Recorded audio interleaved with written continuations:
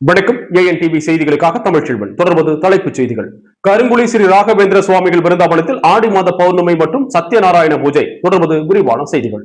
செங்கல்பட்டு மாவட்டம் மதுராந்தகம் அடுத்து கருங்குழி ஸ்ரீ ராகவேந்திர சுவாமிகள் பிருந்தாவனத்தில் ஆடி மாத பௌர்ணமி பூஜையை முன்னிட்டு யோக பிரவேசம் செய்து பூட்டிய அறையில் 12வது ஆண்டில் தவத்தில் அமைந்திருக்கும் கருங்குழி பிருந்தாவன் சித்தர் யோகி ராகோத்தமா பக்தர்களை சந்திக்கும் 148வது பௌர்ணமி தரிசனம் நடைபெற்றது.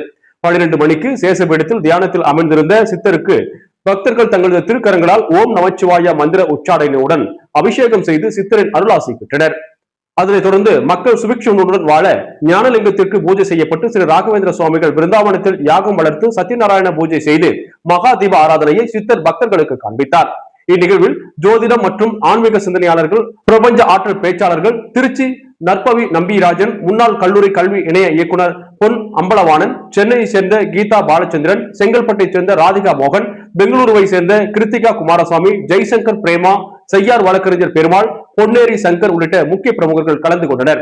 இவ்விழாவில் கருங்குழி மட்டுமின்றி செங்கல்பட்டு, சென்னை, புதுச்சேரி, பெங்களூரு, கடலூர் மற்றும் விழுப்புரம் உள்ளிட்ட பல்வேறு பகுதிகளில் இருந்து திரளான பக்தர்கள் கலந்து கொண்டு சித்தரிடம் அருள் ஆசி பெற்றனர். இந்நிகழ்ச்சி ஏற்பாட்டினை யோகி ராகோத்தமா சுவாமிகள் அறக்கட்டளையின் முதன்மை அறங்காவலர் ஏழுமலைதாசன் தலைமையில் ஏற்பாடு செய்யப்பட்டிருந்தது. இதில் நிர்வாக அறங்காவலர் துளசிலிங்கம் மற்றும் அறக்கட்டளை நிர்வாகிகள் கண்ணன், சுரேஷ், கமலக்கண்ணன், வழக்கறிஞர் சுரேஷ், பரந்தாமன் முன்னிலையில் பக்தர்கள் அனைவருக்கும் அன்னதானம் வழங்கப்பட்டது.